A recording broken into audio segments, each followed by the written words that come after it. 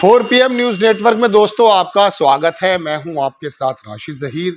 RSS और BJP के बीच में जो भी रस्साकशी आपको नजर आ रही है और मोहन बाबू के जो भी आपको सवालात नजर आ रहे हैं, उससे आप अंदर की तलखियां महसूस कर सकते हैं। एक नई बात मैं आपको बता रहा हूं, सूत्रों से खबर है कि अब आकर के आरएसएस ने अल्टीमेटम दे दिया।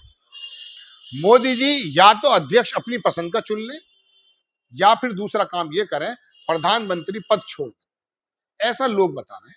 हमारे पास कोई लिखित में मामला नहीं है, लेकिन चूंकि सोशल मीडिया में बहुत सारे पत्रकार और इंटेलेक्चुअल इस बात को बता रहे हैं, तो मुझे लगा इसके बारे में आपको बताना जरूरी है। पहली बात तो मैं आपको ये बता दूं कि अगर अध्यक्ष चुन भी लिया जाता है आरएसएस की मर्जी का, तब भी मोदी जी अपनी सीट पर बाकी नहीं रहेंगे। ये मैं आपको बताऊंगा क्यों। वजह उसकी यह, हालांकि आपको मालूम है, मैं कोई नई बात थोड़ी ना बता रहा हूं। आपको मालूम है कि इस आरएसएस के सामने जब भी मोदी अमित शाह कोई नाम दिया करते थे, आरएसएस की पहले इतनी हिम्मत नहीं होती थी कि उस नाम को दरकिनार कर दे।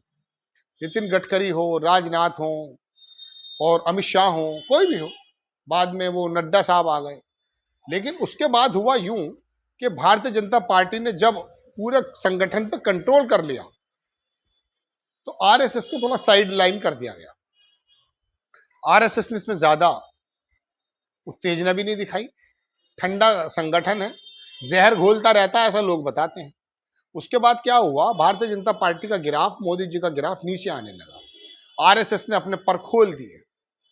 अब बताया यह जाता है कि वो बाकायदा जो भी मोदी जी की तरफ से नाम आता है उसको मना कर देते हैं, और खुद वो नाम देते हैं तो मोदी जी मना कर देते हैं। ऐसे समय में जो भी नाम आएगा वो आरएसएस की मर्जी से आना चाहिए, ऐसा लगता है।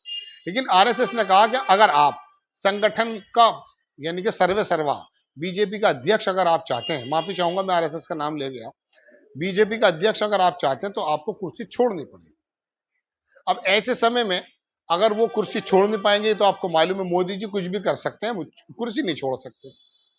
अब लेकिन अगर आरएसएस की मर्जी का बीजेपी का अध्यक्ष आ गया तो होगा क्या, फिर वो बीजेपी का जो कानून जो मोदी जी के कार्यकाल में बना, 75 वर्ष के बाद कोई भी बंदा राजनीतिक मतलब एक्टिव पॉलिटिक्स में नहीं रहेगा, वो परेशानी हो जाएगी, क्योंकि 75 साल के मोदी जी होने वाले हैं।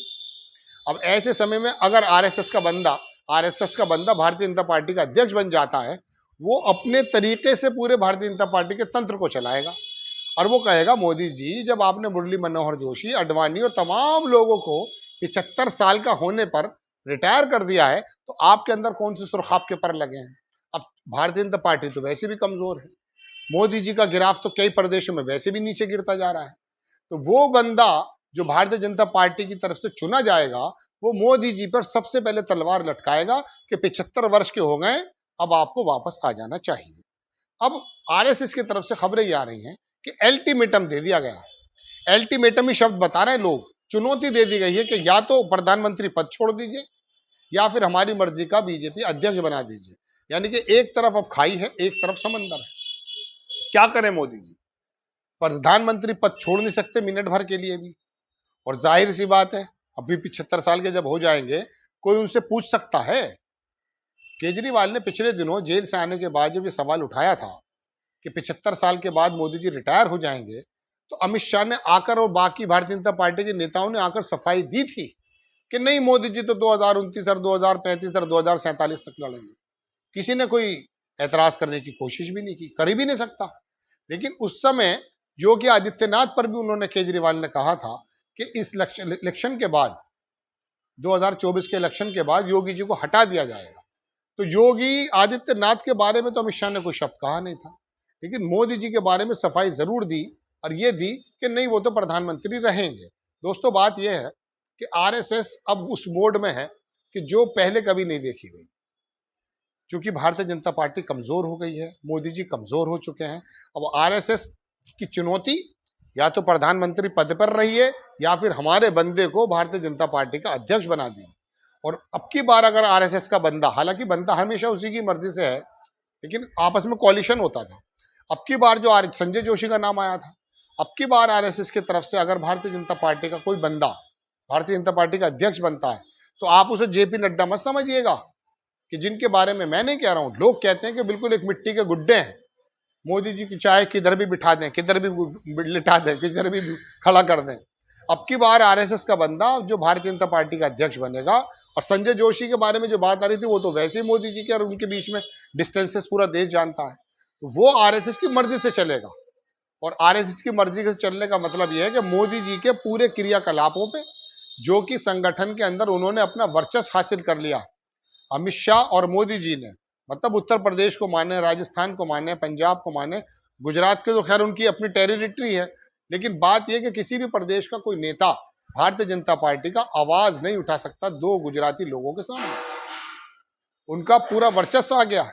भारतीय जनता पार्टी वैसे तो मानकर चलिए कि मध्य प्रदेश और महाराष्ट्र में आरएसएस की जड़ें हैं, उसको अगर बुनियाद आप मानेंगे तो उत्तर प्रदेश इसकी कर्म भूमि रही है, लेकिन अब संचालन होने लगा गुजरात से, क्योंकि मोदी जी गुजरात से आते हैं, अमित शाह गुजरात से आते हैं।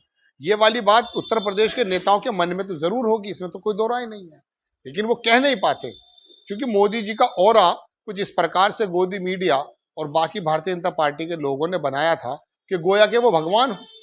अब उस भगवान की प्रतिमा में कहीं ना कहीं डेंट आ रहा है। तो दोस्तों, स्थिति मोदी जी के लिए अब यह है कि ना इधर जा सकते हैं ना इधर जा सकते हैं। आरएसएस पूरी तरह से हावी है। अब देखते हैं क्या होता है। उनकी चुनौती तो आई है, उनका चैलेंज तो आया है। आपको खबर कैसी लगी अपनी राय कमेंट्स बॉक्स में जरूर दीजिएगा। चैनल को सब्सक्राइब कीजिएगा, शेयर कीजिएगा। नेक्स्ट टाइम मैं किसी खबर के साथ हाजिर होता हूं। जय हिंद।